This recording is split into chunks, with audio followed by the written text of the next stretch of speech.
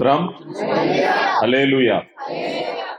దేవుని మహాకృపను బట్టి ఈ శ్రేష్టమైనటువంటి సమయంలో మీ ముందు నిలుచుని వాక్యోపదేశాన్ని అందించడానికి కృపనిచ్చిన దేవునికి మహిమ చెల్లిస్తూ, మరి విశేషంగా నన్ను ప్రేమించి మరి స్థానిక దైవజనులు ప్రసాద్ పాలయ్య గారు, అలాగే మరి మా ఇద్దరికి మధ్యలో సంధానకర్తగా ఉన్నటువంటి రాజు గారు, మరి ఆ వారిరువురికి ప్రత్యేక వందనాలు చెప్తూ ఈ కార్యక్రమానికి హాజరైనటువంటి వేదిక మీద ఉన్నటువంటి దైవజనులు, అలాగే మరి సిమ్లిగూడనా ఇది సిమ్లిగూడ పరిసర ప్రాంతాల గ్రామాల నుంచి వచ్చినటువంటి ఎంతో ఆసక్తితో ప్రయాసతో మరి ఇక్కడికి వచ్చిన మీ అందరికీ పేరు పేరున ప్రత్యేక శుభాలు తెలియపరుస్తూ, మొదటిగా క్రిస్మస్ ఆరాధనలో మనం ఉన్నాం గనుక క్రీస్తు నేడు పుట్టెను. మీరే మాట్లాడట్లేదు కదా, ఏం చెప్పాలి? అప్పుడు ఆయన మన కొరకు పుట్టినప్పుడు మనం ఏం చేయాలి?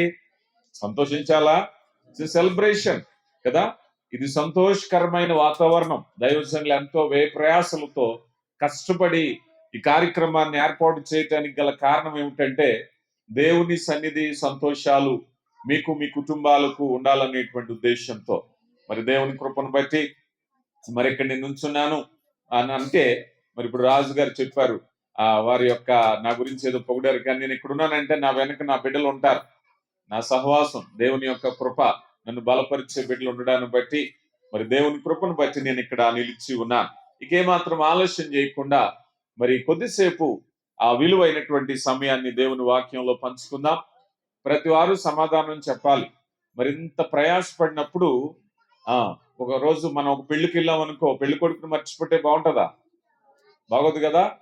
పెళ్లికి వెళ్తే పెళ్లి కొడుకు పెళ్లి కూతుర్ని కూడా చూడాలి. ఇది బర్త్డే, ఇది ఒక పుట్టినరోజు.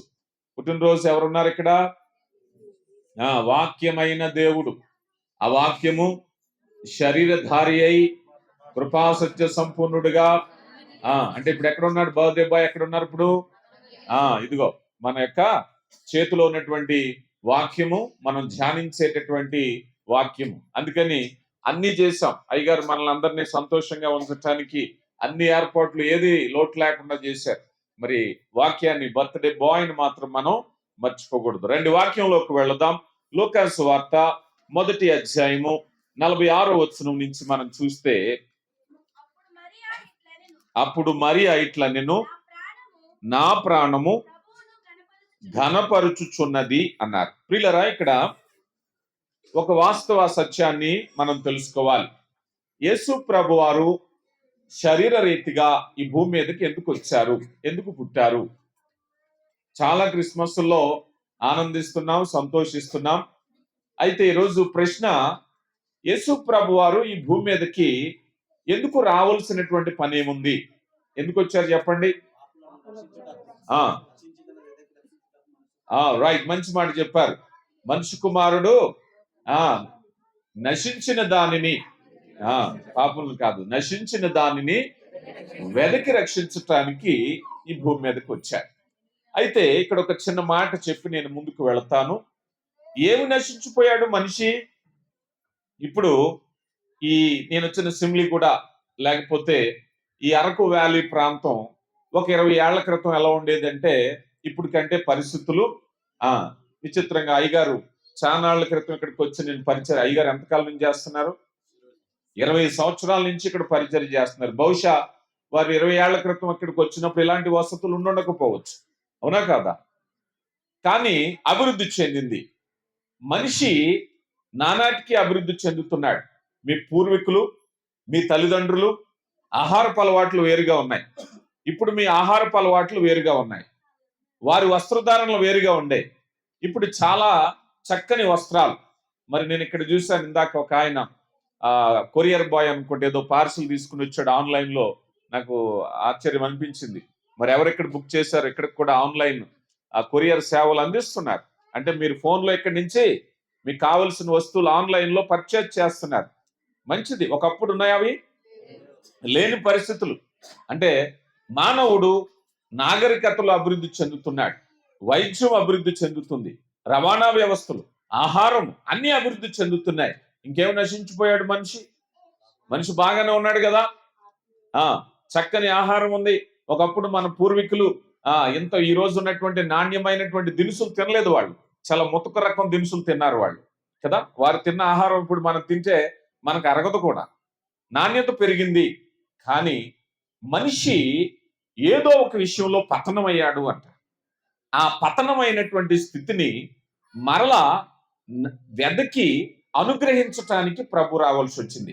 ఒక మాటలో చెప్పాలి అంటే నరులను దేవుడు యథార్థవంతులుగా పుట్టించాడు. కానీ వారు వివిధమైన తంత్రాలను కల్పించుకున్నారు. అలనాడు ఏదెను తోటలో ఆయన కల్పించినప్పుడు ఆదాము అవ్వ పరిశుద్ధులు. ఎలాంటి పరిశుద్ధులు? దేవుడు తన స్వరూపాన్ని ఇచ్చాడు. ఒక మాట చెప్పండి నాకు, బైబిల్ గ్రంథంలో పరిశుద్ధత అనే మాట దేవునికి ఉపయోగించబడింది, తర్వాత మానవునికి ఉపయోగించబడింది. ఆ పరిశుద్ధత అనేటువంటి ఆ పదాన్ని చెట్టుకి ఇవ్వలేదు, ఆయన జంతువులకు ఇవ్వలేదు, మరి ఎవరికి ఇవ్వలేదు. ఆయనలో ఉండేటువంటి పరిశుద్ధత అనేటువంటి పదాన్ని ఎవరికి ఇచ్చారు? మానవుడు మనకిచ్చారు. ఆయన ఆ పరిశుద్ధత కోల్పోయినప్పుడు ఆ ఏదేను తోట నుంచి బయటకు వచ్చాడు. అవ్వ ఆదాములు ఆజ్ఞాతిక్రమము, అయ్యా ఈ పండు నువ్వు తినొద్దు అంటే ఆ కాదన్న పని చేశాడు. అప్పుడు దేవుడు అన్నాడు, అయ్యా నీలో పరిశుద్ధత కోల్పోయిన రోజు ఒక ఇంట్లో మనం ఉండలేం, ఒక చోట మనం కలిసి ఉండలేం. ఈరోజు చాలా కుటుంబాల్లో మాటల కలవక విడిపోయే వాళ్ళు ఉన్నారు. తల్లిదండ్రులతో బిడ్డలు విభేదిస్తున్నారు. భార్య భర్తల మధ్య, ఇరుగు పొరుగు వారి మధ్య, యజమానుల మధ్య మాట కుదరకపోతే కలిసి ఉండడం కష్టం. అవునా కదా? ఎక్కడైనా ఉద్యోగం పని చేసేటప్పుడు వారితో మాట కలవకపోతే కలిసి ఉండడం కష్టం. మాట కలవాలి. పరిశుద్ధుడైన దేవునికి తన సమక్షంలో ఉండేవారు పరిశుద్ధులై ఉండాలి. మోషేతో అంటున్నాడు, మోషే నీవు నిలిచి ఉన్న ప్రదేశము పరిశుద్ధమైనది. ఎలాంటి ప్రదేశం అంటది? దేవుడు ఉన్న ప్రదేశము పరిశుద్ధమైనది. పూర్వము దేవుని సముఖమందు ప్రజలు వెళ్ళాలి అంటే ప్రతిష్ఠించుకోవాలి, పరిశుద్ధపరుచుకోవాలి. ఎందుకనంటే మానవుడు అపవిత్రతలో పడిపోయాడు. ఎప్పుడైతే దేవుని మాట వినలేదో అజ్ఞాతిక్రమమే పాపము. తండ్రి యొద్ద నుంచి తప్పిపోయిన కుమారుడు వెళ్ళిపోయాడు. వెళ్ళిపోయిన తర్వాత వెళ్లే రోజు మంచి బట్టలు వేసుకున్నాడు, చక్కని సుగంధాలు వస్తున్నాయి, అలంకరణగా ఉన్నాడు. తిరిగి వచ్చే నాటికి ఎలా ఉన్నాడు? దుర్గంధం వస్తుంది, వాసన వస్తుంది. అతనిలో పందులు పొట్టు తినేటువంటి స్థితికి వచ్చాడు గనక దుర్గంధంలో ఉన్నాడు. అల్లంత దూరాన్ని చూశాడు తండ్రి. అప్పుడు అంటున్నాడు, నా కుమారుడా ఈ వస్త్రాలు నువ్వు ఉండొద్దు, నా ఇంటికి రావాలి అని అంటే నీ వస్త్రాలు మారాలి, నీ స్థితి మారాలి, నీవు మరలా ఎప్పటి వల్లే నా కుమారుడు అనిపించుకోవాలి అని అంటే నాకు తగినట్టుగా ఉండాలి. ప్రభువారు కొండ మీద ప్రసంగంలో చెప్తూ అంటారు, మీరు సర్వోన్నతుడైనటువంటి దేవుని కుమారులగునట్లు ఎలా ఉండాలట మనం? ఇప్పుడు ఎలా ఉన్నాం మనం? క్రీస్తు లేకపోతే ఆ స్థితి లేదు మనకి. క్రీస్తు ప్రభు రాకపోతే ఆ స్థితి లేదు. మానవుడు పాపం చేశాడు. బైబిల్ గ్రంథం చెప్తుంది, పాపము వలన వచ్చు జీతము, అందరూ చనిపోవాలి. కానీ దేవుడు తన అపారమైన ప్రేమ చేత నశించిన దానిని నశించినట్టు విడిచిపెట్టొద్దు, వెతికి రక్షిద్దాం. మానవుడు మరలా దేవుని సముఖానికి వెళ్ళాలి అంటే పరలోకములో కోటాను కోట్ల దూతలు, శరాపులు, అనేక మంది దూత గణం అక్కడ ఉంది. వారందరూ పరిశుద్ధతను సంతరించుకున్నారు. పరిశుద్ధములో వసించే దేవుడు ఈరోజు ఎవరినైతే మనం ప్రార్థిస్తున్నామో, ఆరాధిస్తున్నామో, కొలుస్తున్నామో ఆ దేవుడు ఏ దేవుడో తెలుసా? పరిశుద్ధుడైన దేవుడు. జాగ్రత్త. ఆయన దగ్గరికి వెళ్ళాలి అని అంటే మనము కూడా పరిశుద్ధులుగా ఉండాలి. మరి ఎక్కడ దొరుకుతుంది పరిశుద్ధత? మానవుని వల్ల జరిగేదా? మానవుడు సంపాదించుకోగలిగినదా? కాదు. మానవుడు పూజలు చేయొచ్చు, పునస్కారాలు చేయొచ్చు, మరేదో చేయొచ్చు, పరిశుద్ధత మాత్రం రాదు మానవునికి. మానవుడు ఏ ప్రయత్నం చేసినప్పటికీ పరిశుద్ధత రాదు. ఎందుకంటే మనం ప్రారంభంలో అనుకున్నాం పరిశుద్ధత దేవునికి చెందింది. ఈరోజు ఆయన వాక్కు ఉన్న గ్రంథాన్ని ఏమంటాం మనం? పరిశుద్ధ గ్రంథము. ఆయన వాక్కు పరిశుద్ధ గ్రంథము ద్వారా మాట్లాడుతున్నారు. అయితే ఇప్పుడు తప్పిపోయిన కుమారుని వలె అందరూ కూడా గొర్రెల వలె త్రోవ తప్పిపోయాం మనం. ఎవరికి ఇష్టానుసారమైన మార్గం, నా మతం నాది, నీ మతం నీది, నీ మార్గం నీది, నీ నమ్మకం నీది, నా నమ్మకం నాది, చాలా మార్గాలకు వెళ్ళిపోయారు. సత్యమైన మార్గాన్ని మర్చిపోయినప్పుడు దేవుడు తన కుమారుని పంపించారు. నాయనా, నశించిపోయింది పరిశుద్ధత, వెదకి రక్షించాలి, వెదకి వారికి మరలా పరిశుద్ధత కావాలి. మనిషి ఏం చేసినప్పటికీ కూడా ఎన్నటికీ పరిశుద్ధుడు కాదు. కేవలము దేవుని సహాయము చేత, క్రీస్తు ప్రభు రక్తము చేత మానవుడు పరిశుద్ధుడిగా మార్చబడుతున్నాడు. మనకు అంటుకున్నటువంటి మకిలి వదిలేది కాదు. ఏమ్మా, కొన్ని చూడండి, స్త్రీలు బట్టలు ఉతికేటప్పుడు కొన్ని మరకలు ఊరికే వదిలిపోతాయి. కొన్ని మరకలు ఎంత తోమినా వదలవు. మొండి మరకలు టీవీలో యాడ్లు ఇస్తూ ఉంటారు కదా, మొండి మరకలను ఇట్టే పోగొట్టేస్తుంది అంటారు. అది ఎంతవరకు నిజమో మనకు తెలియదు, కానీ ఏమంటారు, మొండి మరకలకు వెంటనే జవాబు ఈ ప్యాకెట్ కొనండి అంటాడు. అది ఎంతవరకు నిజమో మనకు తెలియదు. మానవునికి అంటుకున్నటువంటి పాపపు మకిలికి ఒకే ఒక ఔషధం ఉంది, ఒకే ఒక మందు ఉంది. అదే క్రీస్తు ప్రభు రక్తం. అదే క్రీస్తు ప్రభు రక్తం. మానవుడు ఎక్కడికి వెళ్ళినా నీటి వలన, భక్తి వలన, దాన ధర్మాల వలన, మరి ఏ కార్యక్రమం చేసినప్పటికీ కూడా మానవునిలో పాపపు మకిలి తీసివేయటానికి అసాధ్యము. దేవునికి తెలుసు. నా బిడ్డలు నశించిపోతున్నారు. నశించిన దానిని వెదకి రక్షించాలి గనక ఆయన శరీర రీతిగా ఈ భూమి మీదకి వచ్చారు. ఆ శరీరం ఎందుకో తెలుసా? యేసు ప్రభు వారు ఆ పొత్తిగుడ్డలతో చుట్టబడినటువంటి ఆ శరీరాన్ని చూసినప్పుడు, ఎందుకయ్యా ఈ శరీరము, ఎందుకయ్యా ఇంత శ్రమతో జన్మించావు అంటే, ఈ శరీరం నలగొట్టబడ్డానికి, ఈ శరీరము గాయపరచబడ్డానికి, ఈ శరీరము రక్తాన్ని చిందించటానికి, తద్వారా మానవుడు కోల్పోయిన పరిశుద్ధతను మరలా పొందుకోవడానికి. అపోస్తలుడైన పౌలు గారి పత్రికల్లో పరిశుద్ధులైన అనే మాటను మనకు సంబోధిస్తూ ఉంటారు. ఇదిగో ఈరోజు సిమ్లిగూడలో ఉన్న పరిశుద్ధులారా, ఎలాగయ్యాం పరిశుద్ధులు? మన పుట్టుకతో అయ్యామా? మన కర్మఫలం అయ్యామా? విశ్వాసము ద్వారా నీతిమంతులుగా ఎంచబడుతున్నాం. యేసు ప్రభువుని విశ్వసిస్తున్నావా? యేసు ప్రభు లేకుండా నువ్వు ఎప్పటికీ పరిశుద్ధుడు కాదు. పరిశుద్ధతను ఆపాదించటానికి ఆ ప్రభు ఈరోజు ఈ భూమి మీదకి వచ్చినట్లుగా మనం చూస్తూ ఉన్నాం. ఇక తర్వాత మనం చూసినట్లయితే మానవ జీవితంలో కోల్పోయినటువంటి మరొక ముఖ్యమైన విషయము నిత్య జీవము. ఏం కోల్పోయాడు మనిషి? ఈరోజు మనిషి జీవితాలు మనుగడ సాధిస్తున్నాయి. ఒకప్పుడు విష జ్వరాలకు చాలా మంది చనిపోయేవారు, టైఫాయిడ్కి చనిపోయేవారు. ఈరోజు చాలా సునాయాసంగా ఇంజక్షన్లు, టాబ్లెట్స్ తో బ్రతికేస్తున్నారు కదా. ఒకప్పుడు కేవలము చిన్న ఇంజక్షన్ కి, టాబ్లెట్ కి ఈరోజు పోతున్నటువంటి జ్వరాలు ఒకప్పుడు ప్రాణాలు తీసేయి. ఎంతో మంది ప్లేగు, మరొకటి చాలా మంది చనిపోయేవారు. మానవ జీవన విధానం పెరిగింది. ఒకప్పటి కంటే ఇప్పుడు ఎక్కువ కాలం జీవిస్తున్నాడు, సంతోషంగా ఉంటున్నాడు. కానీ వాక్యం చెప్తుంది, ఓ మానవుడా, లోకమంతా సంపాదించుకుని నీ ప్రాణం పోగొట్టుకుంటే ఏమి ప్రయోజనము? ఏం ప్రయోజనం? ఎంతకాలం బ్రతికాం? ప్రసంగి గ్రంథకర్త అంటున్నారు, నువ్వు 100 ఏళ్ళు బ్రతికి సరిగా సమాధి చేయబడని ఎడల వ్యర్థమే కదా. ఈరోజు క్రీస్తు తెలియక మరణించే జీవితాలు, ఎంత ఆస్తిపరులు, ఎంత పేరు ప్రఖ్యాత కలిగిన వారైనప్పటికీ కూడా క్రీస్తు లేకుండా నీ జీవితం ఉండకూడదు. ఎందుకనంటే నిత్య జీవము, మానవ శరీరము ఈ భూమి మీద అల్పకాలమే. పౌలు గారు అన్నారు, యాత్రికులము అన్నారు. యాత్రికులము. ఈరోజు ఎక్కడో రాజమండ్రి నుంచి సిమ్లి కూడా వచ్చాను.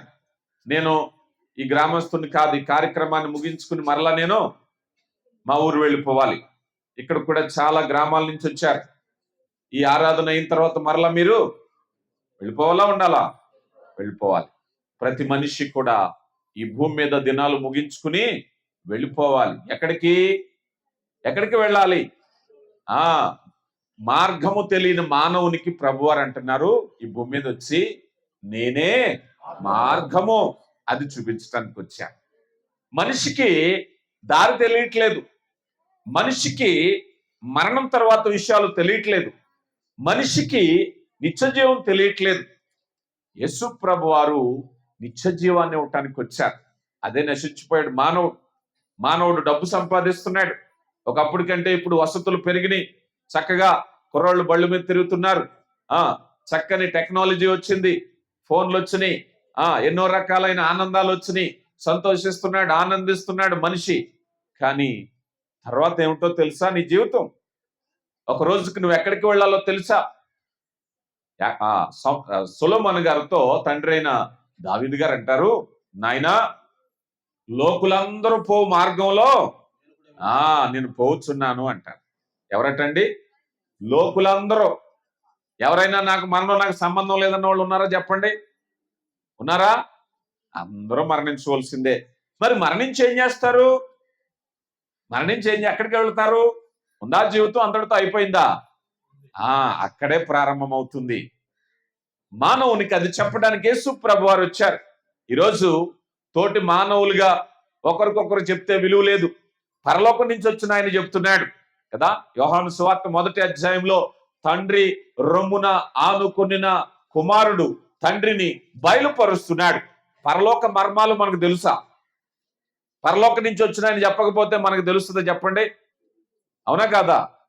మనలో వాడు కాదా ఆయన? పరలోకం నుంచి వచ్చిన వాడు. ఇదిగో కన్య అయినటువంటి మరియకు పరిశుద్ధాత్మ వలన ఇదిగో గర్భము ధరించబడి వచ్చే తర్వాత కాలంలో నేను అబ్రహాము కంటే మునుపున్నాను అన్నారా లేదా? అన్నారా? మరి ఎక్కడున్నారు అయినప్పుడు? ఫిలిప్పీలకు రాయబడిన పత్రిక 2వ అధ్యాయంలో కూడా పరలోకములో దేవునితో సమానముగా ఉండుట విడిచిపెట్టకూడదని భాగ్యమని ఎంచుకొనక. ఎక్కడి నుంచి వచ్చారండి ఆయన? పరలోకం నుంచి వచ్చారు ఆయన. పరలోక విషయాలు ఆయనకే తెలుస్తాయి. మా జీవితం తర్వాత ఉండేటువంటి రాబోయే జీవితాన్ని గురించి మానవాళికి తెలియపరిచారు. మానవుడు అనుకుంటున్నాడు, ఎంత సంపాదించామా, ఎంత తిన్నామా, ఎంత బ్రతికామా, ఎంత సంతోషించామా అంతే జీవితం అనుకుంటున్నాడు. అబ్బాయి, ఇది తక్కువ జీవితం అబ్బాయి. అసలైన జీవితం నిత్య జీవం, శాశ్వత కాలం, అగ్ని ఆరదు, అంతటి శాశ్వత కాలం.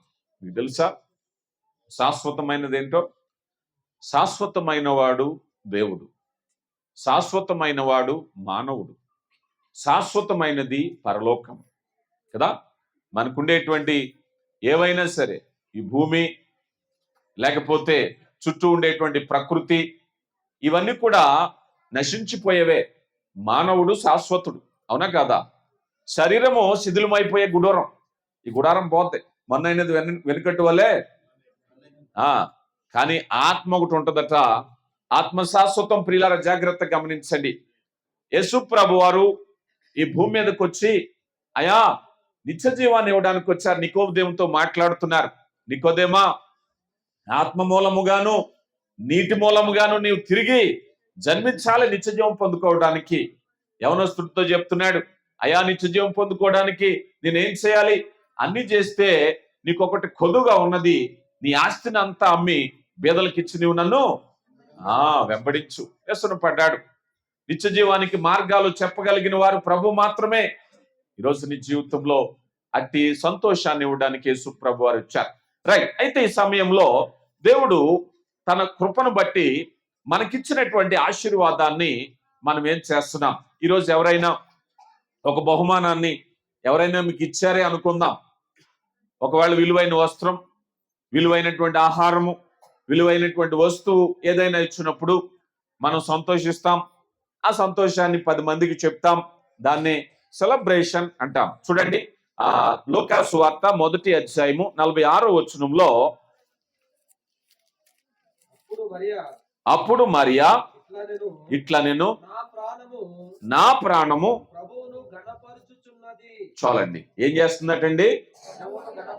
నా ప్రాణము ప్రభువును ఘనపరచుచున్నది. రైట్. ఈరోజు ఎంతమంది ప్రభువుని ఘనపరుస్తున్నారు? అదే నిజమైన క్రిస్మస్. ఎందుకనంటే, ప్రభువా, నా కొరకు శరీర రీతిగా ఈ భూమి మీదకి వచ్చావు గనక నిన్ను ఘనపరుస్తున్నాను. వస్తువుల కంటే, ఆస్తిపాస్తుల కంటే, ఆహారము కంటే, వస్త్రము కంటే విలువైన నిత్య జీవాన్ని ఇవ్వడానికి నా కొరకు వచ్చినటువంటి దేవా, నిన్ను ఘనపరుస్తున్నాను. ఇదే నిజమైన క్రిస్మస్. ఏం చేయాలి క్రిస్మస్ లో మనం? ఘనపరచడానికి తొందరపడాలి. ఈరోజు చాలా మంది అలంకరణలకు తొందరపడుతున్నారు, వస్త్రాలకు తొందరపడుతున్నారు, ఆహారానికి తొందరపడుతున్నారు, మరొక దానికి తొందరపడుతున్నారు. కానీ మనము ఘనపరచటానికి తొందరపడాలి.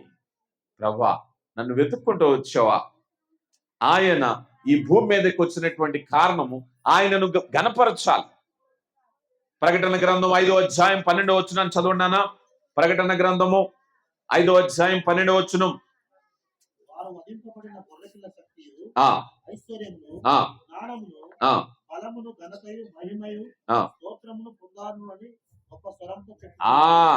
స్తోత్రము, మహిమ, ఘనత, ఆరాధన. పరలోకంలో ఏముంటదట? నిత్య ఆరాధన. అప్పుడప్పుడు మనం కొద్దిసేపు ఆరాధించడానికి అలసట పడిపోతాం. పరలోకం వెళ్ళిపోయారు అనుకోండి, ఏం చేస్తారు చెప్పండి? చెప్పాలి. నిత్యారాధన. అక్కడ టీవీ ఉండదు, ఏమంటారు? మరొక పని ఉండదు, ఇంకొక సరదా ఏమీ లేదు. ఇక ఒకే పని పరలోకంలో. నిత్యారాధన, శాశ్వత కాల ఆరాధన. ఆయన ఘనుడు, గొప్ప దేవుడు, సర్వోన్నతుడు, మహిమ, ఘనత, ప్రభావములు ఆయన మహిమ కొరకు సృజించబడిన వారు మనం. ఆ సృజించబడిన స్థితిని గురించి మానవులకు తెలియచేయటానికి ఆయన భూమి మీదకి వచ్చినప్పుడు ఆనందించాలి. అయ్యా, ఎరగక జీవించాను. అయ్యా, నా స్థితి ఏంటో ఎరగక జీవించాను. నా స్థితిని గమనించి, అయ్యా, నా కొరకు వచ్చిన దేవా, నీకే మహిమ. యోహాను సువార్త 12వ అధ్యాయము 32వ వచనంలో కూడా ప్రభు వారు అంటున్నారు. చూడండి, యోహాను సువార్త 12వ అధ్యాయము 32వ వచనం. పైకెత్తబడిన ఎడల ఆకర్షించుకుందునని చెప్పెను. దేవుని యొక్క మహాకృప మానవులమైన మనము ఆయన చేత ఆకర్షింపబడాలి. ఈరోజు ఒకవేళ నీ జీవితంలో దేవుని స్తుతించట్లేదు, దేవుని ఆరాధించట్లేదు, మనం ఉదయం లేచినప్పటి నుంచి మనకు చాలా పనిపాట్లు ఉంటాయి. కాదన్నారు చెప్పండి? ఉంటాయా ఉండవా? ఉపాధి పని, వంట పని, పిల్లల పని, స్నేహితుల పని, సంతోషాల పని. మరి 24 గంటలు ఇచ్చినటువంటి దేవునికి ఎంత సమయం ఇస్తున్నాం? మనం గణపరుస్తున్నామా? ఆయన ఒకవేళ గనక మనకి సమయం ఇవ్వలేదు అనుకుందాం. అప్పుడప్పుడు కొంతమందికి దేవుడు సమయం ఇవ్వరు. అంటే ఏంటి? నరులారా తిరిగి రండని పిలుస్తూ ఉంటాడు. వాళ్ళకి సమయం లేదు కదా, వాళ్ళకి సమయం లేదు. దావీదు గారు అంటారు కదా, భూమి మీద ఎవరత శ్రేష్ఠులు? ఆయన భక్తులు. భూమి మీద ఉన్న భక్తులే శ్రేష్ఠులు. అంటే భూమి మీద ఉన్నవాళ్ళు అంటే ఆయన భావం ఏమిటి? ఇప్పుడు సజీవులుగా ఉన్నవాళ్ళు. అలా లేని వాళ్ళు కూడా ఉంటారు కదా, వాళ్ళ టైం ఇవ్వలేరు. ఎందుకంటే దేవుడు వాళ్ళకి ఇచ్చిన టైం ఇచ్చారు, అంతే. కానీ ఈరోజు మనకు కలిగిన టైంలో మనం చూస్తే మనం చాలా చక్కని సమయాన్ని కలిగి ఉన్నాం, చక్కని వసతులతో కూడిన ఆరాధనా ప్రదేశాన్ని కలిగి ఉన్నాం, చక్కని నివాసాలు కలిగి ఉన్నాం.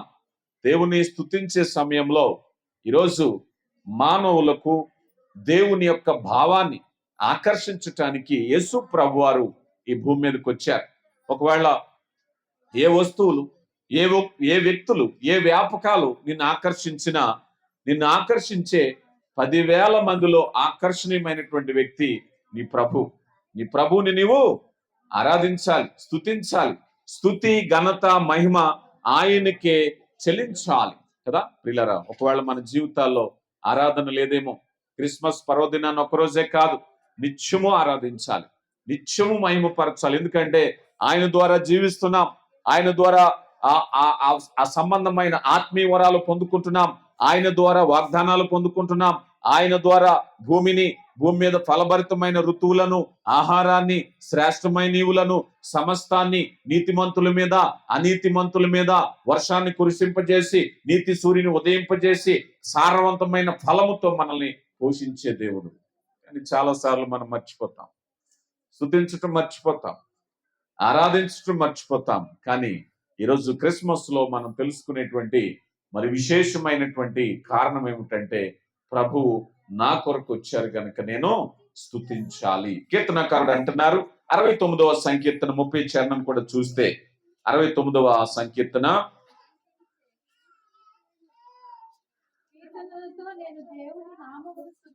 కీర్తనలతో నేను దేవుని నామమును స్తుతించెదను, కృతజ్ఞతాస్తుతులతో నేను ఆయనను ఘనపరిచెదను. ఏదైనా బహుమానం పొందుకున్నప్పుడు ఎదటి వాళ్ళని మనం పొగుడుతాం, అవునా కాదా? పొగుడుతారా పొగడరా? ఇక్కడ స్త్రీలు ఎక్కువ మంది ఉన్నారు. మీ భర్త ఒక మంచి ఖరీదైన చీర తీసుకొచ్చి మీకు ఇచ్చారనుకోండి, కాసేపు అన్నా పొగుడుతారా పొగడరా? పొగుడుతారా? తర్వాత వేరే విషయం, కాసేపు మాత్రం ప్రైజ్ అప్రిసియేషన్ అంటారు, పొగుడుతారు కామన్ గా. ఒకవేళ ఇంకేదైనా మంచి వస్తువు కొనిపించాలనుకోండి, ముందు పొగుడుతూ ఉంటారు. అప్పటి వరకు వస్తువు చేతికి వచ్చేంత వరకు కూడా కన్విన్సింగ్ గా మాట్లాడడం అనేది జరుగుతూ ఉంటది. మానవ స్వభావము కృతజ్ఞత కలిగిన స్వభావమే. మంచి స్వభావాన్ని దేవుడు మనకి ఇచ్చారు. కానీ కృతజ్ఞత గుర్తించకపోతే కృతజ్ఞత చెల్లించలేం. ఈరోజు యేసు ప్రభు నా కొరకు వచ్చారని నువ్వు గమనించకపోతే నువ్వు ఎప్పటికీ కూడా కృతజ్ఞత చెల్లించలే. లోకంలో ఎన్నో మార్గాలు, ఎన్నో సిద్ధాంతాలు ఉన్నప్పటికీ కూడా ప్రభువులో ప్రాముఖ్యత ఏమిటంటే నిన్ను వెదకి వచ్చినవారు. ఈరోజు లోకంలో చాలా మంది మానవులు చాలా దూరాలు వెళ్తూ ఉంటారు, రకరకాల తీర్థయాత్రలు చేస్తూ ఉంటారు, రకరకాల ప్రయాణాలు పెట్టుకుంటారు. కానీ యేసు ప్రభు వారు పరలోకం నుంచి భూమి మీదకి ప్రయాణం పెట్టుకున్నారు. ఎందుకో తెలుసా? నిన్ను నన్ను కలవడానికి, నిన్ను నన్ను చేరుకోవడానికి, పరిశుద్ధులుగా మార్చటానికి, కోల్పోయింది అనుగ్రహించటానికి, దేవునితో సమాధానపరచటానికి, నిత్యజీవం ఇవ్వటానికి, తండ్రి కుమారులుగా ఉండడానికి, ఇట్టి రీతైన ఆశీర్వాదాలు ఇవ్వటానికి ఆయన ఈ భూమి మీదకి వచ్చారు గనక స్తుతి, ఘనత, మహిమ ఆయనకే చెల్లును గాక. రెండవదిగా మనం చూసినట్లయితే మనము ఆయన యందు సంతోషించేటువంటి మరొక ముఖ్యమైన విషయం ఏమిటంటే రక్షణ అన్నారు. లూకా సువార్త 1వ అధ్యాయం 47వ వచనాన్ని చూస్తే, 47వ వచనం, కటాక్షించెను, ఆమేన్, నా ఆత్మ ఎక్కడ ఆనందించాలండి? మనకి చాలా సెలబ్రేషన్స్, పండుగలు వస్తూ ఉంటాయి. ఎవరి ఆలోచనలు వాళ్ళదే, ఎవరి అభిరుచులు వాళ్ళయే, ఎవరి కోరికలు వాళ్ళయే కదా. ప్రతి వ్యక్తిని అడిగితే అబ్బాయ్ ఈ సందర్భంలో నీ ఆనందం ఏమిటి అని అంటే వాళ్ళకు ఉండేటువంటి అభిరుచులను బట్టి చెప్తూ ఉంటారు. కానీ ఇక్కడ వాక్యం ఏం చెప్తుందో తెలుసా? ఎంత చక్కని మాటో, నా రక్షకుడైన దేవుని యందు ఆనందించాలి. ఈ క్రిస్మస్ లో మనం ఎక్కడ ఆనందించాలి చెప్పండి? ఓన్ రీజన్, ఒకే ఒక కారణం. ఎన్ని కారణాలు ఉన్నా లేకపోయినా దేవుని యందు ఆనందించటానికి ఏ అవరోధము లేదు, అవునా కాదా? దేవుని యందు ఆనందించాలి. ఎందుకు ఆనందించాలి అని అంటే మానవుడు సాధించలేంది, పొందుకోలేంది ఆయన అనుగ్రహించారు. ఈరోజు పాపం వల్ల వచ్చి జీతం మరణం అని తెలుసుకున్నాం, కానీ క్షమను పొందుకున్నాం, అవునా కాదా? క్షమను పొందుకున్నాం, అదే రక్షణ. మానవుడు ఎక్కడున్నాడు ఇప్పుడు? ఎఫెసీయులకు రాయబడిన పత్రిక 2వ అధ్యాయంలో అపరాధముల చేత చచ్చినవాడు అన్నారు. ఎక్కడున్నాడండి? అపరాధముల చేత చచ్చినవాడు, దేవుని ఉగ్రత కింద జీవిస్తున్నవాడు. ఒక మనిషి అగ్గిలో కాలిపోతున్నాడు అనుకోండి, పరిగెత్తుకుని వెళ్ళి చేయబట్టుకుని లాక్కొచ్చి బ్రతికించాం అనుకోండి, ఎంత ఆనందించాలి, కృతజ్ఞత చెప్పాలి, అవునా కాదా? కొన్నిసార్లు చూస్తూ ఉంటాం, ఏదైనా బలహీనత వస్తే డాక్టర్ గారు ఏదో వైద్యం చేసి బ్రతికిస్తే ఇక అప్పటి నుంచి మొదలు పెడతారు, ఆ డాక్టరు దేవుడు, ఆ డాక్టరు నా ప్రాణం కాపాడాడు, ఆ రోజు ఆ డాక్టరే లేకపోతే ఈ రోజు నాకు బ్రతికే లేదు, ఆ రోజు పలానా ఆయన నన్ను వెంటనే హాస్పిటల్కి తీసుకెళ్ళకపోతే నా బ్రతికే లేదు కనుక వాడే దేవుడు నన్ను తీసుకెళ్ళినాడు కదా. మానవ కృతజ్ఞతలు అలా పనిచేస్తూ ఉంటాయి. కానీ దేవుడు తన మహాకృపను బట్టి మానవుడు అపరాధములు చేత చచ్చి ఉన్నప్పుడు ఆయన పరలోకం నుంచి వచ్చి నీ స్థానంలో నా స్థానంలో మనం అనుభవించవలసిన కష్టాన్ని తన మీద వేసుకుని శిలువ మీద పాపమెరగని ఆయన మన నిమిత్తము పాపమాయను అని చెప్పబడుతుంది. ఏమయ్యారు ఆయన? పాపము. ఎవరు చేశారు పాపం? మనం. ఎవరు చేశారు? మనం చేశాం. శిక్ష ఎవరు అనుభవించారు? చూడండి ఎంత గొప్ప ప్రేమ అంటే, అపరాధం చేసింది మనం, దానికి శిక్ష ఎవరు అనుభవించారు? అందుకే ఆయనకు రక్త మాంసములు కావాల్సి వచ్చింది, అందుకే ఆయనకి శరీరం కావాల్సి వచ్చింది. పాపం చేసేవాడు దేంతో చేస్తున్నాడు చెప్పండి? ఇప్పుడు శరీరంతోనే. శరీరంతో పాపం చేస్తున్నాడు మనిషి. ఈ శరీరంతో పాపం చేసినప్పుడు ఈ శరీరంతో మద్యపానం, ఈ శరీరంతో దుర్వ్యాపారం, ఈ శరీరంతో పాపం, ఈ శరీరంతో నీచం అన్ని చేస్తున్నాడు. ఇప్పుడు ఈ శరీరంతో చేసినప్పుడు శిక్ష శరీరానికనా? మరి ఇప్పుడు ఏ శరీరానికి విధించాలి? తండ్రి ప్రేమ కలిగిన వాడు తన బిడ్డలకు చిన్న నొప్పి తగిలినా తట్టుకోలేడు. అవునా కాదా? మన బిడ్డలే ఉన్నారు, తప్పు చేశారు, ఎంతవరకు శిక్షిస్తాం? ఏమంటారు? కొంతవరకేనా? లేకపోతే చేతిలో ఏ ఆయుధం ఉంటే ఆయుధం వేసుకుని కొట్టేస్తామా? కొంతవరకే కదా. మన బుద్ధి వచ్చే వరకే. పరలోకపు తండ్రి కూడా ఈ శరీరాన్ని హింసించటానికి ఆయనకి ఇష్టం అవ్వక ప్రభు అయిన క్రీస్తు శరీర రీతిగా వచ్చా ఆ గాయాలు పొందటానికి, పరిహారముగా నీ నిమిత్తము నా నిమిత్తము పాపముగా ఎంచబడ్డానికి. మనం చూస్తాం యోధ పత్రికలో, కొందరిని అగ్నిలో నుంచి లాగినట్టుగా, ఏమన్నారు దీన్ని? రక్షణ. కాలిపోతున్నాడు మనిషి పాపములో. రాబోయేటటువంటి ఆ భయంకరమైన స్థితి, అగ్ని ఆరదు, ఆ అగ్ని నుంచి కాపాడడానికి వచ్చాడు ఆయన. ఈరోజు భూమి మీద ఎందుకు వచ్చారయ్యా అన్నట్లయితే, అయ్యా ఇదిగో ఆ భయంకరమైన నిత్య నరకంలోకి వెళ్లే మనిషిని చేయబట్టుకుని బయటకు లాగడానికి వచ్చాడు. అప్పుడు ఏం చేయాలి మనం? నా ప్రభైన దేవుని బట్టి నేను ఆ రక్షణను బట్టి ఆనందించేదను. ఇది కదా మన ఆనందం. దేవా నీవే రాకపోతే నాకు దారి లేదయ్యా, నీవే రాకపోతే నా పరిస్థితి ఏమిటయ్యా, నీవే రాకపోతే నా శిక్ష ఎలాంటిది అని తెలుసుకుంటే అప్పుడు ఆనందం కలుగుతుంది. అవును ప్రభువా, నన్ను తప్పించటానికి వచ్చావు, నన్ను జీవింప చేయటానికి వచ్చావు, నన్ను నడిపించటానికి వచ్చావు. ఎంత గొప్ప ప్రేమ. కానీ చాలా మందికి ఆనందం లేదు. అవునా కదా? క్రిస్మస్ అంటే ఆనందం ఎవరిలోని కనపడట్లేదు మనకి. ఆ లోతైన భావంలోకి వెళ్ళకపోతే ఆనందం రాదు. అంతే కదా? క్రిస్మస్లు వస్తూ ఉంటాయి, వెళ్ళిపోతూ ఉంటాయి. ఎన్ని క్రిస్మస్లు చూసాం మనం. కానీ అందుకే పేతురు గారు అంటారు కదా, ఆ ఆనందాన్ని చెప్పనాశక్యము మహిమాయుక్తము అంటారు. ఏమిటది? చెప్పనాశక్తము మహిమాయుక్తం అంటే చెప్పటానికి ఒళ్ళపడదట. అది అనుభవించినోడికే తెలుస్తుంది కదా.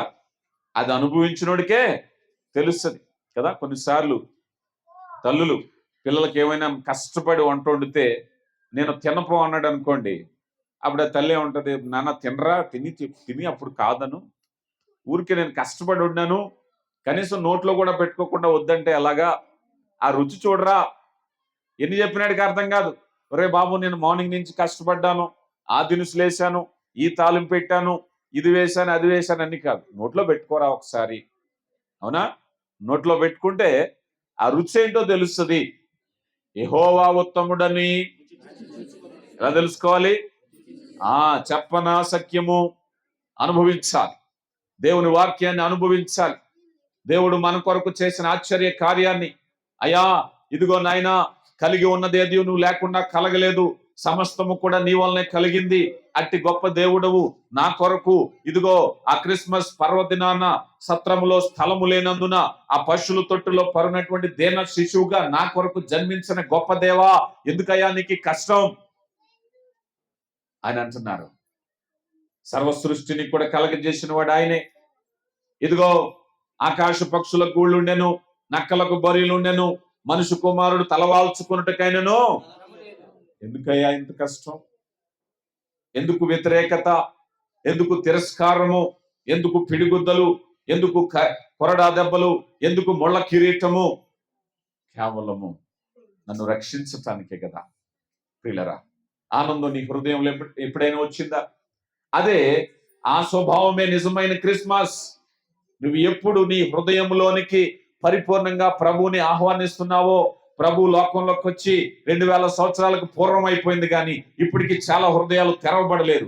చాలా హృదయాల్లోనికి ఆ ప్రభుని స్వాగతించలేదు. చాలా హృదయాల్లో క్రిస్మస్ ఇంకా వెలగలేదు. కారణం ఏమిటంటే ఆ భావానికి రాకపోవటమే. రక్షణ ఇక్కడ మరీ చెప్తుంది, ఇక్కడ ఇదిగో నా రక్షకుడైన దేవుని యందు నేను ఆనందించేదను. అది నా ఆనందం, అదే నా క్రిస్మస్. ఏమున్నా లేకపోయినా, విందులున్నా, వినోదాలున్నా, నూతన వస్త్రాలున్నా లేకపోయినా, మరేదైనా ఉన్నా లేకపోయినా, నా ప్రభు నందు నేను ఆనందించేదను. అది నిజమైన క్రిస్మస్. నీ జీవితంలో ప్రభుని ఆహ్వానించినటువంటి ఆ స్థితిని కనుక నువ్వు పొందుకున్నట్లయితే నీ ఆనందాన్ని ఎవరు కూడా అపహరించలేరు. అది నిత్య ఆనందం. ఈరోజు మనకు కలిగినటువంటి మెటీరియల్ వస్తువులు అవి ఉన్నంతసేపు ఆనందంగా ఉంటాయి, జేబులో డబ్బులు ఉన్నంతసేపు ఆనందంగా ఉంటాయి. అయిపోతే ముఖం వికారంగా ఉంటది. అవునా కాదా? చాలా మందికి ఆనందంగా ఉండాలి అంటే డబ్బులు ఉండాలి. అవునా కాదా? డబ్బులుంటే ముఖం వెలుగుతూ ఉంటది లైట్ లాగా. డబ్బులు లేవనుకోండి, ముఖం మాడిపోద్ది ముఖం కదా. యేసు ప్రభు ఇచ్చే ఆనందం అట నిత్యము వెలిగే. నీ దగ్గర డబ్బులున్నా లేకపోయినా, నీతో మాట్లాడే వాళ్ళు ఉన్నా లేకపోయినా, నీ చుట్టూ విమర్శించే వాళ్ళు ఉన్నా కూడా నువ్వు సంతోషంగానే ఉంటావు. ఎందుకంటే ప్రభుని నీ హృదయంలోకి ఆహ్వానించావు గనుక, నేనైతే రక్షకుడైన నా దేవుని యందు ఆనందించదను. ఒకవేళ నిన్ను విమర్శిస్తున్నారా, నీ చుట్టూ ఉన్న వాళ్ళు తక్కువ చేస్తున్నారా, నీ స్థితిని, లేకపోతే నీ ఆర్థిక స్థితిగతులను, నీ కుటుంబాన్ని, మరొకటి నిన్ను వేలు పెట్టి చూపించి నిన్ను తక్కువ చేస్తుంటే నువ్వు కృంగిపోతున్నావేమో. ఎందుకంటే ప్రభు నీ హృదయంలో ఉంటే నువ్వు కృంగిపోవు. ఎందుకో తెలుసా? నీవైతే నీ రక్షణకర్త అయిన దేవుని యందు నీవు ఆనందిస్తున్నావు. ఏమున్నా లేకపోయినా, స్థితిగతులు ఎలా ఉన్నా ఆనందించేటటువంటి నిత్యము క్రిస్మస్సే. నిత్యము క్రిస్మస్సే. ఎప్పుడు? ప్రభుని నీ హృదయంలోనికి ఆహ్వానించినప్పుడు. చూడండి, కీర్తనకారుడు అంటున్నారు, 5వ సంకీర్తన 11వ చరణం చదవండి నాన్న.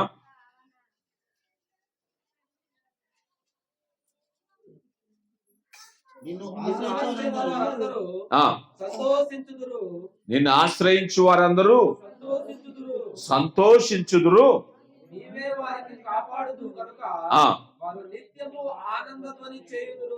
ఏం చేయాలటండి? నిత్యము ఆనందధ్వని. ఎంత చక్కని మాట తెలుసా? ఆనందధ్వని ప్రభుకి ఇష్టమైనది. అది మన హృదయాల నుంచి రావాలి. అది మన జిహ్వఫలంగా పెదవుల నుంచి రావాలి. కీర్తించాలి, కొనియాడాలి, ఆరాధించాలి. ఆనందధ్వని కదా. దేవుని సన్నిధికి వచ్చినప్పుడు విచారంగా ఉండకూడదట. దేవుని సన్నిధికి వచ్చినప్పుడు మౌనంగా ఉండకూడదట. ఏం చేయాలి? పక్కోళ్ళ చెవులో మాట్లాడాలి కదా. కాదు, ఏం చేయాలి? దేవునితో మాట్లాడే పెదవులు, ప్రార్థన చేసే పెదవులు కావాలి. దేవుని స్తుతించే పెదవులు కావాలి. ఆనందధ్వని. అవునా కాదా? చూడండి, ఎప్పుడైనా పెళ్లికి వెళ్ళినప్పుడు ఏడవకూడదట, విచారంగా ఉన్న ఇంటికి వెళ్ళినప్పుడు నవ్వకూడదట. అవునా కాదా? పౌలు గారు ఏమన్నారు తెలుసా? ఏడ్చు వారితో ఏడువుడి, నవ్వు వారితో అంటే ఏడ్చి కాడ నవ్వకూడదు, నవ్వి కాడ ఏడవకూడదు. పెళ్లి జరుగుతుంది అనుకోండి, ఏడిస్తే ఏమంటారు? శుభమా అని పెళ్లి జరిగితే ఏడుస్తున్నావేటి అంటారు. అవునా కాదా? అందుకని దేవుని సన్నిధిలో ఆనందధ్వని చేయాలట. దేవుని సన్నిధిలో విచారం లేదు, దేవుని సన్నిధిలో దుఃఖం లేదు. దేవుని సన్నిధి నిత్యానందం. ఎందుకనంటే ఈరోజు మానవులు దేవుని దగ్గరికి వచ్చాక విచారాలు వెళ్ళబుస్తూ ఉంటారు. దేవుడు నా జీవితంలో అతి తక్కువైంది, ఉద్యోగం లేదు, ఆదాయం లేదు, పెళ్లి లేదు, ఇంకొకటి లేదు, మనశ్శాంతి లేదు, ఇదిగో బిడ్డలు, లేకపోతే అదిగో భర్త, ఇదిగో భార్య, 100 కారణాలు ఉంటాయి. అప్పుడు మానవుడు ఏమనుకుంటాడంటే, దేవా నా జీవితంలో ఈ ఒక్కటే చేస్తే నా జీవితం అంతా ఆనందమే అనుకుంటాడు. ఒకటే అని చాలా ఉంటుంది లిస్ట్ మనిషి దగ్గర. అవునా కాదా? ఒకటే ఈ ఒక్కటే చాలా పెద్ద లిస్ట్ ఉంటుంది. కానీ వాక్యం చెప్తుంది కదా, నువ్వు ఆనందించడానికి లిస్ట్ పక్కన పెట్టే.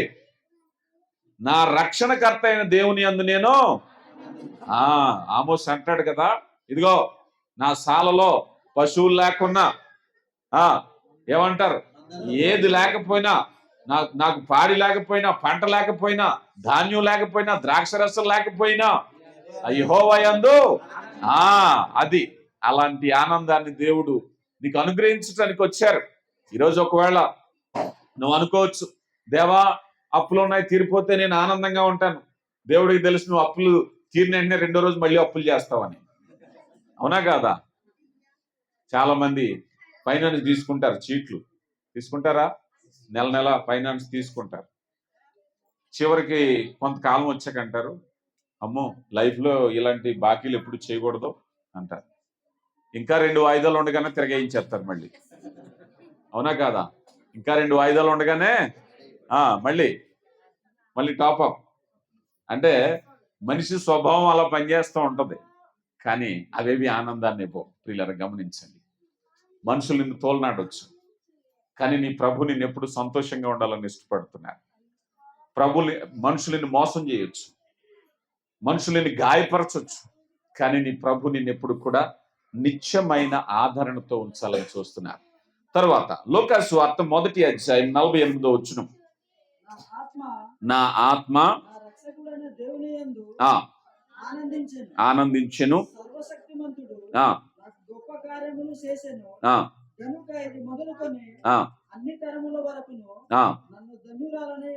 అందరూ ఆయనకు భయపడు వారి మీద ఆయన కనికరము తరతరములకు ఉండును. ఆయన తన బాహుతోను పరాక్రమము చూపెను. వారి హృదయముల ఆలోచన విషమైన గరిష్ఠులను చెదరగొట్టెను. సింహాసనములో నుండి పడద్రోసి దీనులను నెక్కించెను. ఆకలిగొనిన వారిని మంచి పదార్థములతో సంతృప్తి. చాలు. ఇక్కడ ఈ మాటలన్నీ చూస్తే ఒక మాట నేను చెప్తాను. ఆమె ఆ విషయాలను గురించి ఆలోచన చేస్తుంది. కీర్తనాకారుడు, నా ప్రాణమా యెహోవా చేసిన ఉపకారములలో, ఇక్కడ ఎవరైనా దేవుడు నాకు ఉపకారం చేయలేదన్న వాళ్ళు చేయొద్దండి. ఎవరైనా ఉన్నారా? దేవుడు నాకు ఉపకారము చేయలేదు అన్నవాళ్ళు ఎవరైనా ఉంటే చేయొద్దండి. ఉన్నారా? ఈరోజు మనం ఇలా గాలి పీల్చామంటే ఆయన ఉపకారమే. అవునా కాదా? మనం గాలి వదిలాము అంటే ఉపకారమే. భూమి మీద అలా నుంచున్నామంటే ఉపకారమే. సూర్యుడు ఉదయిస్తున్నాడంటే ఉపకారమే. ఆహారం తింటున్నామంటే ఉపకారమే. ఉదయం లేచిన వెంటనే మనం ప్రేమించిన కుటుంబాన్ని చూస్తున్నామంటే ఆయన ఉపకారమే. ఒకవేళ నీ జీవితంలో ఏదైనా అరాకొర విషయాలు ఏదైనా నీకు ఇంకా జరగకపోవచ్చేమో, కానీ ఆయన కృప లేనిదే మనం మనుగడ సాధించలేం. ప్రియులారా గమనించండి, క్రిస్మస్ లో నీ హృదయంలో ధ్యానము జరగాలి, నీ హృదయంలో తలపోసుకోవాలి. ఒకసారి మనం ఆదిమ క్రిస్మస్కి వెళ్ళాం అనుకుందాం. ఇప్పుడు క్రిస్మస్లు మన స్థాయిలో మనం ఘనంగానే చేసుకుంటున్నాం. ఇంకా ఘనంగా చేసేవాళ్ళు ఉన్నారు, లక్షలాది రూపాయలు పెట్టేవాళ్ళు ఉన్నారు, కోట్లాది రూపాయలు పెట్టేవాళ్ళు ఉన్నారు. కానీ ఆదిమ క్రిస్మస్ లో వెలుతురు లేదు, అక్కడ చిమ్మ చీకటిగానే ఉన్నది. సత్రంలో స్థలం లేదు. దూతలు గొర్రెల కాపర్లతో చెప్తూ, మీకు ఇదే ఆనవాలు. ఈరోజు మనకి చాలా ఆనవాళ్ళు ఉంటాయి. అబ్బాయి పలానా చోట పెద్ద టెంట్ వేసి ఉంటుంది చూడండి, పెద్ద సీరియల్ సెట్టింగ్ ఉంటుంది చూడండి, పెద్ద స్టార్ పెట్టాం చూడండి, పెద్ద సౌండ్ సిస్టమ్ ఉంటుంది, పాటలు వస్తాయి, అక్కడే వెళ్ళండి అంటూ ఉంటారు. కానీ దూతలు ఆ గొర్రెల కాపర్లకి ఏం చెప్తున్నారు తెలుసా? ఒక శిశువు పొత్తిగుడ్డలతో చుట్టబడి. ఈరోజు చాలా కుటుంబాల్లో క్రిస్మస్ వచ్చిందంటే వస్త్రాల గురించి పోట్లాడుకునే వాళ్ళు ఉన్నారా లేదా? నాకు మంచి శారీ, నాకు మంచి డ్రెస్ పిల్లలు అలుగుతూ ఉంటారు. పిల్లలేమో యవన పిల్లలు ఉంటారు, చిన్న పిల్లలు ఉంటారు, మారం చేస్తారు. వాళ్ళ అన్న పట్టుబట్టి వాళ్ళు అనుకున్న డ్రెస్సే వాళ్ళకి కావాలి. ప్రేమతో మీరు కొనిచ్చారు అనుకోండి, వాళ్ళు వేసుకుంటారా? వాళ్ళు డిమాండ్ చేస్తారు, వాళ్ళు చెప్తారు, మనం కొనాలి. అంతేనా? మనం కొనటం, వాళ్ళు వేసుకోవటం ఉండదు, వాళ్ళు చెప్తారు, మనం కొనాలి. అవునా కాదా? ఈరోజు చిన్నపిల్లలు అంటే అనుకుందాం, యవన పిల్లలు అంటే అనుకుందాం, పెద్దోళ్ళు కూడా అంతే కదా, అవునా కాదా? పెద్దోళ్ళు కూడా. కానీ ఆ రోజు ఆదిమ క్రిస్మస్ లో పొత్తి గుడ్డలతో చుట్టబడి, ఎంత దయానీయ పరిస్థితి ఒకసారి మీరు ఆలోచన చేయండి. హృదయంలో తలపోసుకోవాలి. క్రిస్మస్ మనకుండేటువంటి యాక్టివిటీస్, పరిస్థితుల్లో మనం ఎక్కువ ఆలోచిస్తాం. ఒకసారి మనం ఆలోచన చేస్తే, అమ్మా మరియా, నీవు తీసుకున్న చొరవతో తీసుకున్న నిర్ణయం ఎంత గొప్పదమ్మా. వివాహము కాకమునిపే పురుషుని ఎరగని దానివి, నువ్వు గర్భవతిగా ఉంటే, నీ మీద విమర్శలు వస్తే, నీ మీద అపవాదులు వస్తే, నీ మీద మరేదైనా నేర ప్రవృత్తికరమైనటువంటి పని నీ మీద జరిగితే ఏం చేస్తావమ్మా? దేవుని చిత్తానికి ఎంత గొప్పగా దీనురాలుగా సమర్పించుకున్నావు తల్లి. నీ దీనత్వాన్ని చూసి నేను నేర్చుకోవాలమ్మా. ఎప్పుడైతే దేవుడు చెప్పారో ఆమె విశ్వసించింది, ఆమె విధేయురాలయ్యింది. ఎంత గొప్ప కార్యం చూసారా? క్రిస్మస్ లో ఆదిమ క్రిస్మస్ ఒక్కసారి తలుచుకుంటే, మరియ చూపిన చొరవ, మరియ చూపినటువంటి ధైర్యము, మరణాన్ని సైతం లెక్క చేయక ఆ నిర్ణయం తీసుకున్న రోజుల్లో ధర్మశాస్త్ర ప్రకారంగా వివాహము కాకుండా గర్భవతిగా ఉంటే ధర్మశాస్త్ర ప్రకారంగా తప్పుడు మార్గం అని ఎంచి రాళ్లతో కొట్టి చంపడానికి అవకాశం ఉంది. కానీ దేవుని చిత్తము మరణాన్ని జయించేది, మరణాన్ని జయించగలిగిన ధైర్యాన్ని ఇచ్చేది. ఆమె ఎంత ధైర్యముగా ప్రభువా, నువ్వు ఇలాంటి కండిషన్ పెడితే నా ప్రాణాలు పోతాయి కనుక నాకు వద్దని అనలేదు ఆమె. నీ చిత్తం అనే మాట సెలవిచ్చింది. ఆమెలో ఉండేటువంటి విధేయత ఈరోజు నీ హృదయంలో తలపోసుకోవాలి. క్రిస్మస్ లో అమ్మ మరియను చూసి పురుషుడైనటువంటి యోసేపు, అతడు నీతిమంతుడై ఆమెను అవమానపరచనొల్లక రహస్యముగా విడనాడ ఉద్దేశించి, ఎంత గౌరవం అండి. భార్యను ప్రేమించే మనసు కలిగిన వాడు. ఈరోజు చాలా మంది పురుషులు ఏం చేస్తున్నారు? స్త్రీలని తక్కువ చేస్తున్నారు, విమర్శిస్తున్నారు, హేళన చేస్తున్నారు, అవునా కాదా? ఇప్పుడైతే ఆ మాట చూస్తే ఆమెను అవమానపరచనొల్లక, ఆమె చిన్న మాట కూడా ఆమె మీద వేయకుండా అతడు నీతిమంతుడిగా తప్పించుకోవాలనుకున్నాడు. కానీ దూత రహస్యమందు మరలా కనిపించి ఒక మాట చెప్పి, నీవు ఆమెను చేర్చుకోవటానికి భయపడవద్దు. ఆమెను సాకాడు, ఆమె నడిపించాడు. ఆ బిడ్డను ఈ భూమి మీద తీసుకురావడానికి, పోషించడానికి బాధ్యత తీసుకున్నాడు. దేవుని చిత్తంలో విధేయులైనటువంటి పురుషులు కనిపిస్తూ ఉన్నారు. దేవుని చిత్తంలో విధేయులైనటువంటి స్త్రీలు కనిపిస్తూ ఉన్నారు. పిల్లలు గమనించండి, పరిస్థితులు ఎంత భయానక పరిస్థితుల్లో ఉన్నాయో. స్థలము సిద్ధపరిచి ఏర్పాటు చేద్దామంటే సత్రపు అధికారి స్థలం లేదన్నాడు. ఒక భక్తుడు అన్నాడు, ఒకవేళ బహుశా మరియ యేసేపు గాని ధనవంతులు అయి ఉంటే వారికి ఆ సత్రంలో ఒక మంచి ఖరీదైనటువంటి గదిని కేటాయించేవాడేమో. కానీ వీరు పేద దంపతులు. అప్పుడు మనకు అనిపించాలి, తలపోసుకోవాలి, ప్రభువా, నా స్థానంలో నువ్వు ఉన్నావయ్యా. పశువులు తొట్టే, అది ఎలాంటి దుర్గంధం వచ్చే తొట్టో మనకు తెలియదు. అలాంటి తొట్టిలో సృష్టికర్త ఉన్నాడు. కారణము నా విధేయత, కారణము నా అపరాధము, కారణం నా పాపమయ్యా. నేను తలపోసుకోవాలి. క్రిస్మస్ లో నా హృదయంలో ప్రభుని ఆహ్వానించిన తీరును తలపోసుకోవాలి. మరియ పడ్డ కష్టాన్ని తలపోసుకోవాలి. అయ్యా, హేరోదు చంపటానికి ప్రయత్నిస్తున్నాడు గనక ఇదిగో ఈమెను తీసుకుని ఐగుప్తు వెళ్ళు. ఎంత శ్రమ వచ్చింది, నిండు చోళాలు, అంత దూరం నడవాలా అంటే కష్టం తలపోసుకోవాలి మనకి. ఈరోజు మనకుండే క్రిస్మస్ చాలా ఖరీదైన క్రిస్మస్ కావచ్చు, కానీ ఆ మొదటి క్రిస్మస్ చాలా వేదనతో కూడిన క్రిస్మస్. అది నీ హృదయాన్ని, నా హృదయాన్ని కదిలించాలి. అవును ప్రభువా, నా కొరకు ఇంత నువ్వు ప్రయాసపడ్డావు. ఎప్పుడైనా ధ్యానించావా? ప్రభు రాకను గురించి, ప్రభు శ్రమను గురించి, ప్రభు పడ్డటువంటి వేదన గురించి మనం తలపోసుకుంటే అదే మన జీవితంలో ప్రతిధ్వనిస్తుంది. మనం ప్రభు వలె మార్పు చెందటానికి, ప్రభు వలె పరిశుద్ధులుగా చెందటానికి, క్రీస్తు ప్రభు యొక్క స్వారూప్యంలోనికి మనం మార్చబడటానికి. ఈరోజు యేసు ప్రభు ఎందుకు వచ్చారు? ఒక మాదిరిని చూపించడానికి వచ్చారు. మీలో ఎవరైనాను నాలో పాపం ఉన్నదని స్థాపించగలరా? పరిశుద్ధుడిగా ఎలా జీవించాలి? ఈరోజు మనిషి నీతిమంతుడిగా బ్రతకాలని చాలా గ్రంథాలు రాశారు. మనిషి భక్తిపరుడుగా ఉండాలని చాలా సిద్ధాంతాలు చెప్పారు. కానీ దేవుడే మానవుడై మాదిరి చూపించిన ఏకైక సందర్భం యేసు ప్రభు మాత్రమే. ఆయన కేవలం బోధకుడు కాదు, ఆయన కేవలము గ్రంథకర్త కాదు. ఆయన ఈ భూమి మీదకి వచ్చి మాదిరిని చూపించాడు.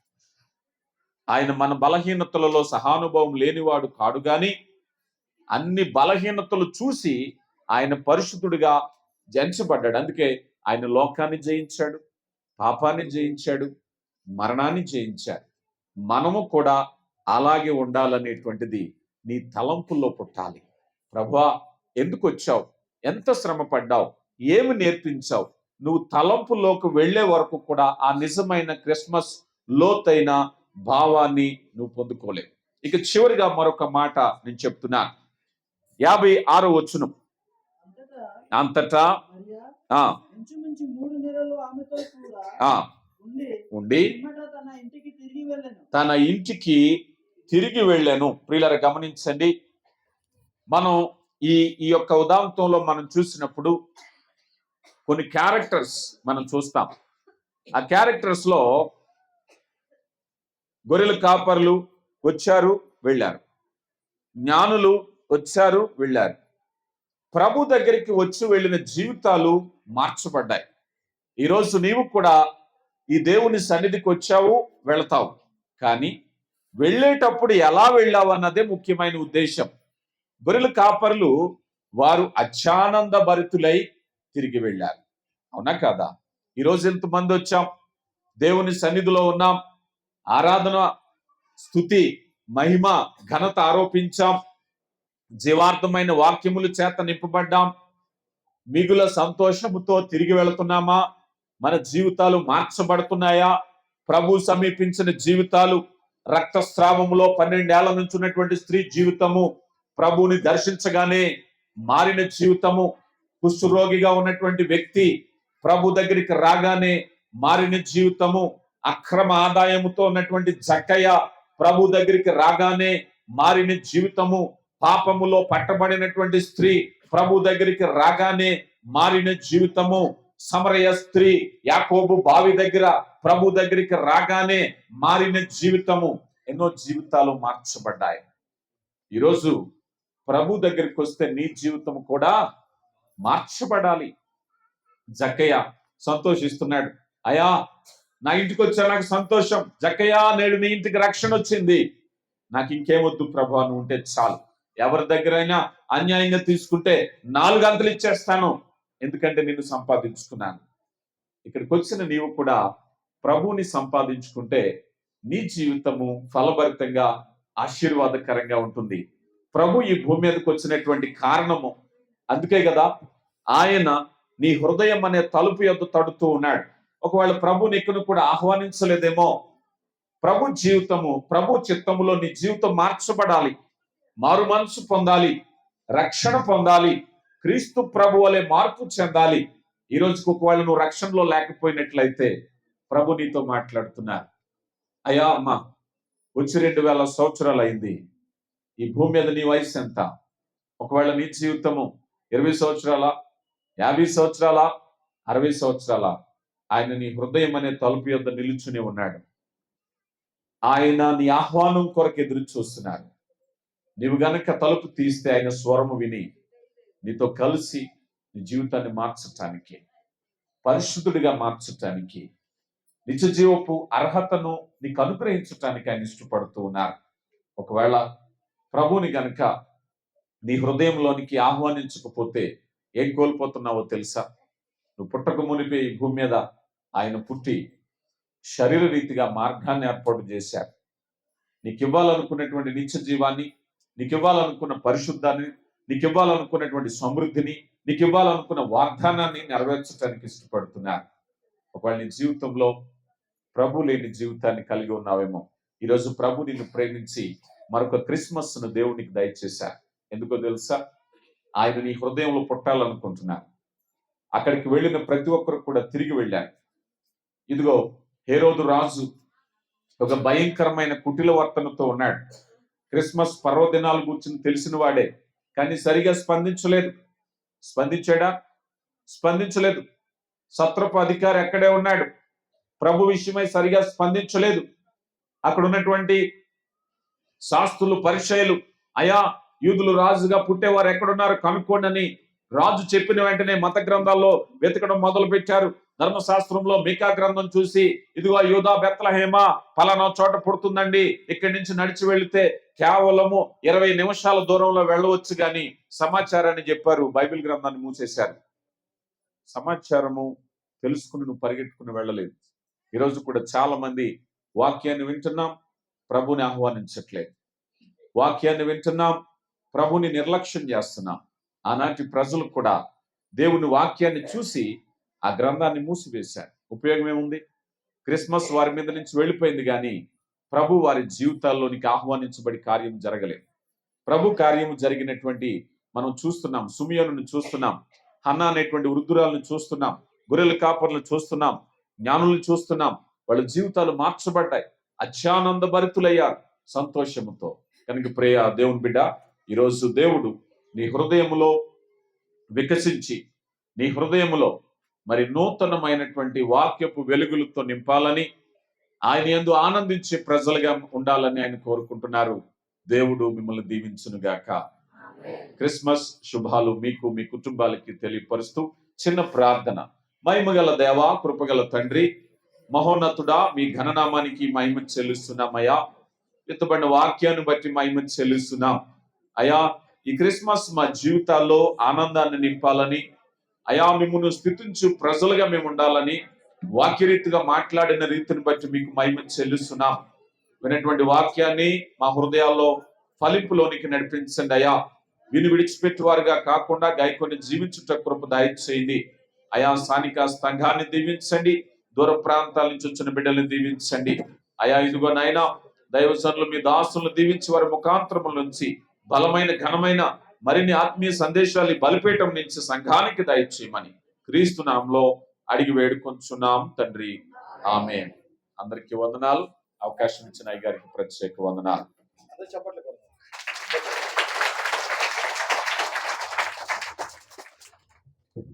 హల్లెలూయా.